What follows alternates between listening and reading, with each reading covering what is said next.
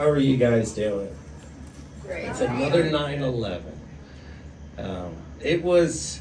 I tell you what, 9/11, no matter how many times I talk about it, no matter how many times it shows up, you learn something different. It's touched so many lives. This time I made a promise to myself. I said, I'm gonna focus on the positive of what has come out of 9/11. And let's be honest, our kids, grandkids, they weren't around during 9/11. We just assume as if this was 9/11, we all know it, we lived it, we felt it. So doing these type of ceremonies not only is respectful for the people that we lost, but also to show the unity, the courage as us as Americans. Every single person here has a different story about 9/11.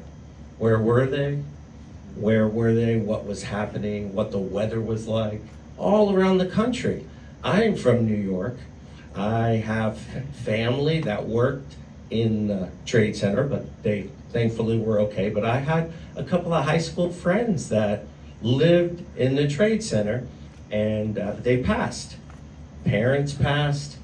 The stories go on and on. We even have a resident here that Anna Marie received a phone call from one of her loved ones after the first tower hit, and the second one went down, and she never heard from her again. So it's touched everybody here. But let's focus on the positive. Let's focus how we all united. We all got together as Americans. Don't watch TV. No matter what side of the aisle you are, we are all Americans. We were all here together. We united. We saw some amazing acts that actually happened that you only see in the movies. Some of the things that came out of this were just amazing. We did this as not just Americans, as human beings, and it shows we have this. We have this in our blood. We have this drive as Americans, and it's so important to do these ceremonies and to look at the positive things that come out of it. So the kids, the grandkids, the great-grandkids, they don't forget about it. So it has to be sad initially, but turning into a positive thing, because those were people in so many different industries. Of course, all the paramedics, the first responders, even to today here on Wickham Road in Florida, all over the place. They're the first ones in there if there was a bomb scare or there were explosions or a shooting going into schools. You've got all of these first responders that are here and they're protecting us. So out of this entire thing, yes, we lost a lot of people.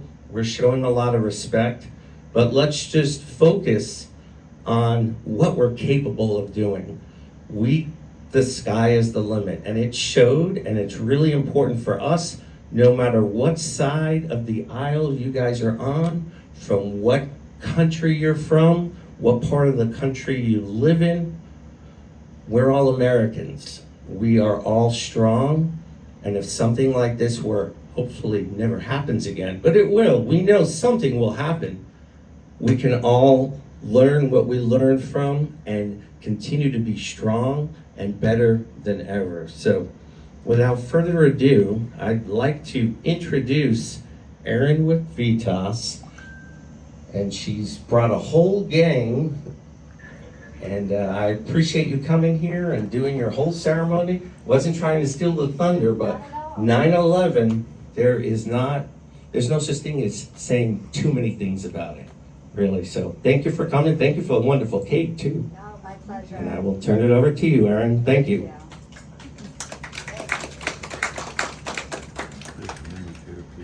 Thank you for the warm welcome, Mr. Hardoon.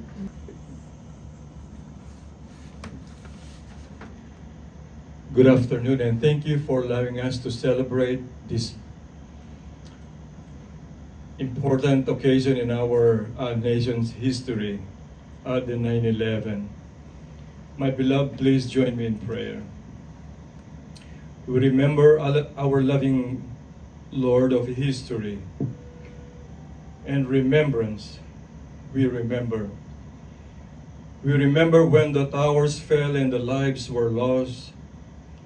We remember the dust and the smoke, the despair and the grief. We remember that sense of vulnerability and shock. We remember the numbness that overwhelmed us as we watched our screens for hours and hours, waiting for an explanation and understanding that never came. We remember. We remember loving God of hope and presence. We remember. We remember the heroes, those who rushed to help, who guided the wounded down innumerable flights of stairs, who rose to overwhelm those who held death in their hands. We remember the hours and the days of binding wounds and healing hurts, giving comfort and dying tears. We remember words of support and compassion from nations far and wide. We remember. We remember in part because we see the ripples of that tragic day continue to impact our world 23 years later. We grieve with allies today as our allies grieve with us. And together we wonder if there will ever be an end to violence, to war, to hatred, to death. We remember and we grieve our world's inability to learn the things that lead to peace. We call to you now in our remembrance, our loving God of justice and of peace. Give us a will to truly pray that your kingdom may come on earth as it is in heaven. Amen and amen. I pledge allegiance to the flag of the United States of America and to the republic for which it stands, one nation, under God, indivisible, with liberty and justice for all. And for those of you who would like to sing along, we're going to play for you now the national anthem.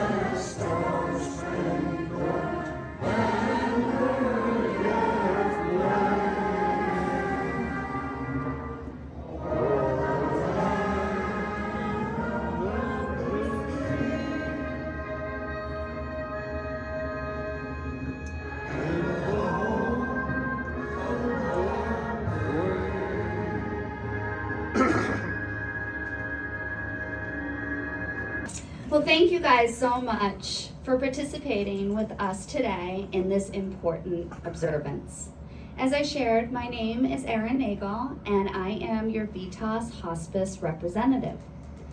We join together today to compassionately honor and remember the 2,975 individuals who were killed on September 11th, 2001 in the terrorist attacks on America, as well as those who were injured during these attacks, and the many who rose to service in response. The first responders, volunteers, rescue and recovery workers, uniformed safety personnel, and the hundreds of thousands of others who serve or have served in our armed forces here at home and overseas. I'd like to also pause here and thank those of you that approached before the ceremony to share your personal experiences about how you are affected with the 9/11 tragedy. Several of you have shared the loss of loved ones and colleagues. And while you want to keep that story private and personal, please know that we all acknowledge you and your friends' sacrifices and are thinking of them today. Today we are dedicating our service in the name of all of these important individuals. We pay tribute to these individuals by voluntarily engaging in efforts intended to help others. This is our responsibility on 9/11 and always, as proud, united Americans whose duty it is to honor those who gave the ultimate sacrifice on this day. Regardless of whatever differences we may have as people, we are unified today by our human decency and our universal compassion for the well-being of others. 9/11 Day was created with widespread support from the 9/11 community, including relatives of the 9/11 victims. Developed to provide a permanent and constructive way for individuals to annually remember and pay tribute to those lost and injured on 9/11, and to help recall and rekindle the spirit of unity and compassion that existed in America and in many other nations immediately following the September 11th attacks. With these memories upon us, I'd like to invite the Chateau team to take a moment and honor you with a pin so that we can remember these moments in our nation's history on today, September 11th. Evelyn and Tangi will be walking around and pinning you if you will allow.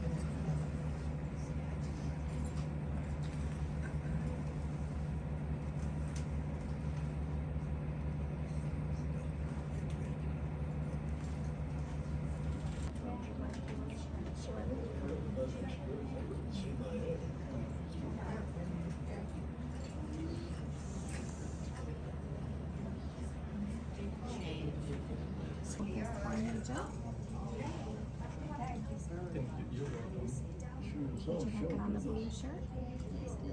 I don't care.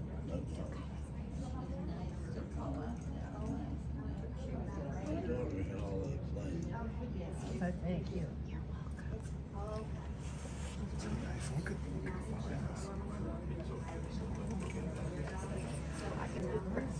Sorry, can you lean forward a little bit?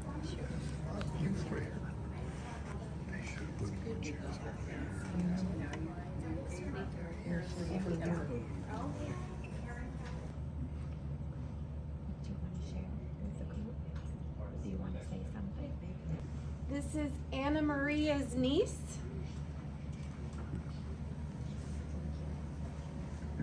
I'd just like to take a moment to share with you Anna Maria's niece. She was in the Twin Towers and she did pass away. She wanted me to show this photo.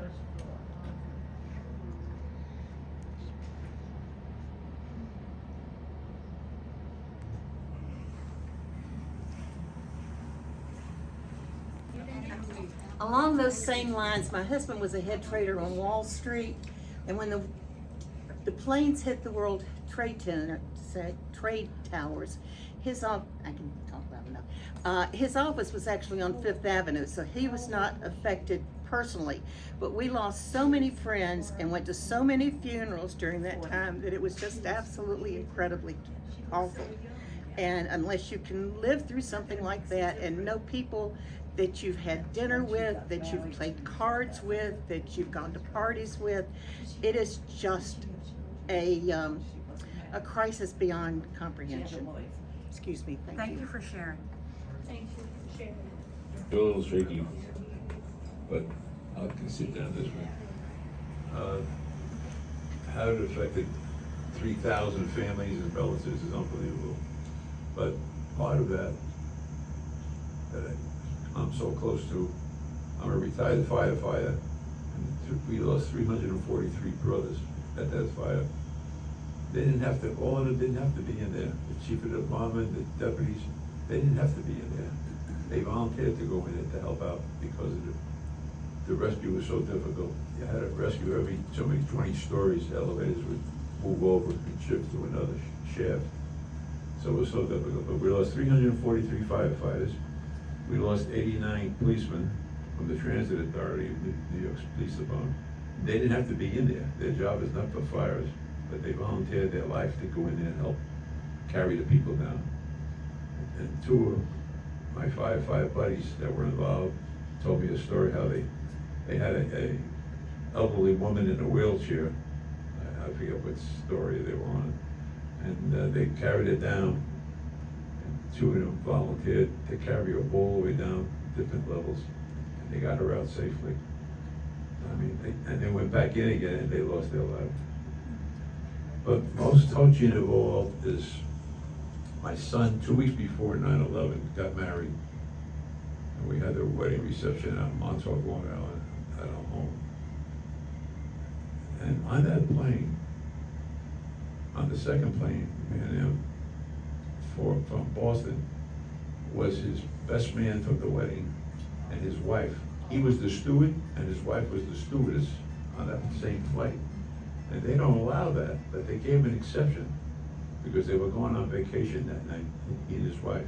And they asked the airlines if they could fly together. Normally you don't fly together because of this. But the airlines gave them approval. They flew together and they were in that second plane that went into the towers. They had just filled up 10,000 gallons of gasoline when they left. And if it wasn't for that extra gas, they could probably wouldn't have brought the buildings down, but all that weight and fire brought it down. 10,000 gallons and they loaded up. So his name was Mark Theroux and Anna Theroux. And his parents lived down in Clearwater at the time. I got caught in New Jersey. I was working a job in New Jersey. I had retired from the fire department. And I tried to get back into the town because they called all cops and firemen from duty, off duty, to come and help. They wouldn't let me through the bridge. They wouldn't let me through the George Washington Bridge to get back over because they didn't know who I was. I had a badge, I had this. They couldn't care less. They were we were all put on lockdown. All 5 boroughs were put on lockdown. So we were trapped. I stayed in New Jersey for 8 days before I got clearance, made a connection to get back in and trying to help with the traffic, downtown traffic and the chaos that was going on. But to lose my son's best man and wife in such a sad situation, it was just beautiful young people.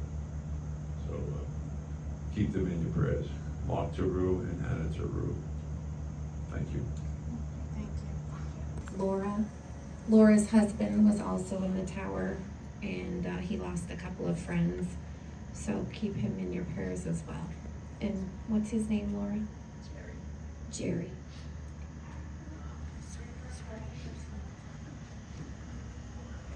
Everybody talks a lot about the people that were in the tower. My son was in the Pentagon at the time when the planes hit the Pentagon, and it was an interesting story. He was on the phone talking to his wife. He's in the Navy at the time, and he was supposed to be at a meeting, and he was on the phone with his wife talking to her when the plane crashed into the Pentagon, and she could hear the crash on the phone. And he told her he had to go right away. He didn't know what happened. And his best friend, who was in the same office that he was, had already gone to the meeting. And it turns out the plane crashed right into the place where the meeting was being held, and everybody in the meeting was killed, which included his best friend. But I thought it was interesting. He ended up The hallways were all full of smoke and debris and what have you, and so he was helping people get out of the building into the parking lot after the crash. But anyway, his life was saved because he was on the phone with his wife.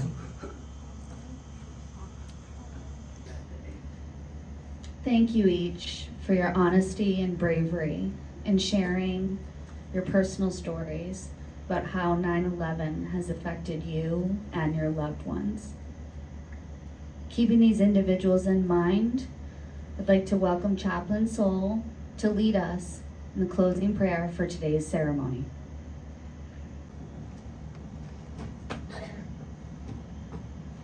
My beloved, we acknowledge the presence of our Creator who provided some support and help during those period of time and the darkest period in our country. But mindful that His presence and His love is always with us.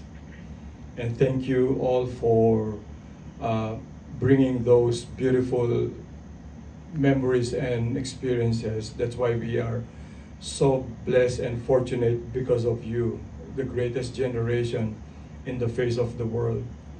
And we are so blessed that we are in this beautiful country. We've been here for 24 years, all the way from the Philippines. And I tell you, my beloved, we are so blessed. And because we are so blessed, we remember this benediction. On this day of solemn remembrance, may we honor the lives that were lost in this tragic act. May we give thanks for those who serve and save, rendered aid, and may we give comfort to those who live with loss. May we seek justice and peace where it is within our ability, and rely on you when the ability escapes us. On this day of solemn remembrance, may we build what has been torn down. May we mend what has been broken. May live your love when hate seems to reign. May we bear witness to the cause of peace. Amen. And amen. Thank you. Thank you again, Chateau neighbors and community members and staff, for your generosity in having us here today. That being said, we have one more song we'd invite you to sing along to, and then please join us for refreshments out back in the end. Thank you. Everyone have a nice day.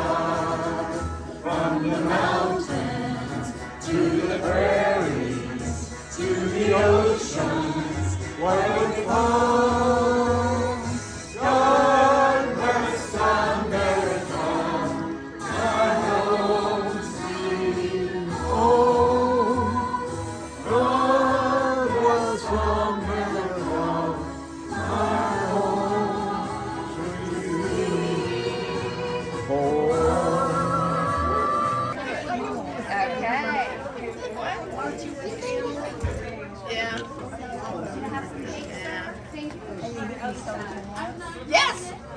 Oh, yes, I had to. Good. Oh, what was fun was the fact that I kept wanting. Okay. That got you working, no thank you. Here's yours. I try not to eat. That was